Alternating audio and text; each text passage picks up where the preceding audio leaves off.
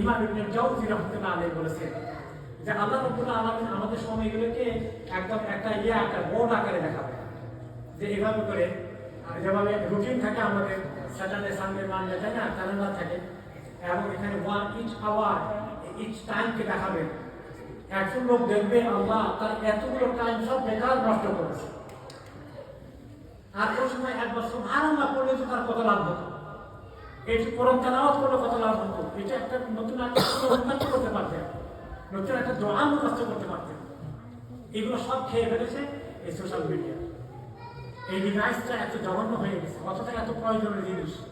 এই ক্ষেত্রে শক্ত হলে আমি মনে করি স্বামী স্ত্রীকে পাহারা দিবেন আর স্ত্রী স্বামীকে পাহারা দিবেন, খেয়াল করবেন, হেল্প করবেন। আর বলার ক্ষেত্রে ধোঁচা দিয়ে বলেন না, ধোঁচা দিয়ে বলে শয়তান আসে ওনাকে আমি চালা করবেন।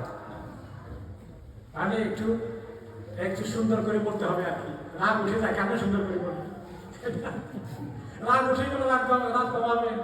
কারণ আমরা রাগের সাথে কত কথা বলি, এটা ক্ষতি হয় না উপকার হয়।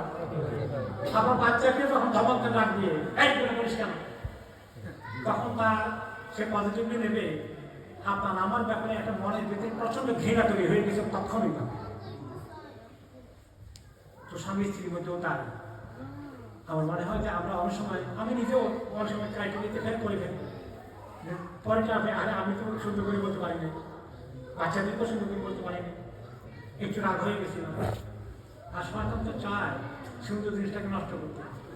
আর বিবি স্ত্রীকে বলেন, বিবি স্বামীকে বলেন, স্বামী বিবিকে বলেন, ভালো কথা বলেন, কিন্তু এমন কথা দিয়ে বলি, এমন কর্কশ ভাষায় বলি যে এটা উল্টা হয়ে যায়, নসিহত করো না, এটা আরো ক্ষতি হয়ে যায়।